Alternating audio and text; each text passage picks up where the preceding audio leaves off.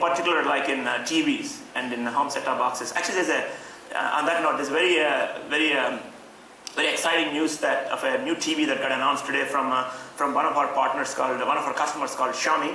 It's actually only going to be in China, but it's I think $490 smart TV.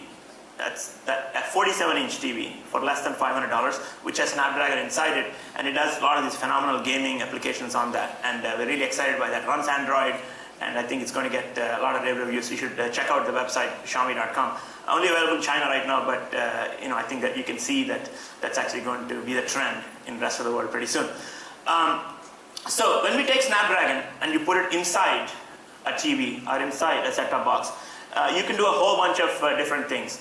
So one of the issues of putting a great processor inside a home box is actually the kind of experiences that you can get. One of the frustrating experiences many people have at home is I know my wife does, which is you just can't find the remote, and you find the remote, it has so many buttons, it's impossible to operate, and so on. So and it gets worse because you're used to using it on touch on the tablets. Now, what do you do when you're at home? So here we worked on the concept of gesture-based interaction with a Snapdragon-powered TV. And what the setup we have here is a little box, and the box actually has got Snapdragon processor in it, which is one of our Snapdragon 600s. And it's running the TV, and I'm actually going to show you, here's what a next-gen TV looks like. You can see it playing nice audio and video.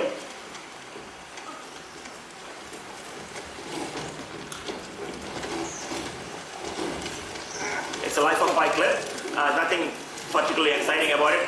All our TVs do that. But let's say you want to go to the web browser while you're doing the TV, and you want to launch the web browser, and then you can see now I've got a web browser up and the TV and the video playing, and you see how fast the browser is. It actually is a full performance browser that you have on all your tablets and smartphones while the video is playing full speed, and you can go back and forth between them. And there's a lot of other applications that you can enable. You can see how fast we switch between them, and you can see how fast the web page is load. None of the TVs today have a processor anything close to this, and none of them run a full browser. So you can see this happening pretty soon. And not just a browser, you can actually see all the applications that run, many of the applications that run on the Android marketplace, you can see them playing on the TV. So here what we're going to do now is Kishore is going to demonstrate a next generation user interface. What we've done is we actually put a little camera on the top. It's just a regular USB camera plugged into that box. So the camera is looking at Kishore, and now he's able to now control the TV using gestures.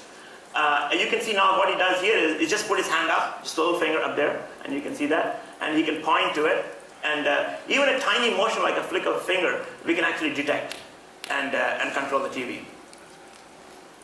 So here we're doing some amount of processing. You can see you can turn the volume up, change the channel, just by moving things like that. And this work is actually done by a partner of ours called Arcsoft. They worked on Snapdragon to make this happen, and it takes very precise control to be able to detect just from a regular camera that you can control your TV.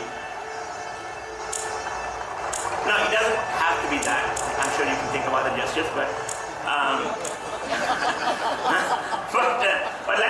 let's think of another concept where you're actually able to now, let's say you have a picture and you want to show a little, showcase of different images. So here we're going to work on, just grab an image, and then you want to, show this image to your audience. So now is a different gesture where you're actually putting a hand and you grab the picture, and you can see you can drop it. And here is a gesture if you're caught doing, people wonder what you're doing. And you put two hands up, and then you can size the image up and down. And you rotate it.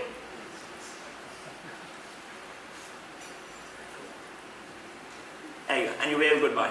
So, so that's actually, if you think about it, that's pretty amazing that we're able to do that with a single camera, all running on the Snapdragon processor, and you're able to run the video, the audio, the browser, the gesture interface, and all of that, on a processor that we did for mobile. Now you can see the power of what it can do when it actually goes inside a TV. All right, thanks, Kishore. Yeah.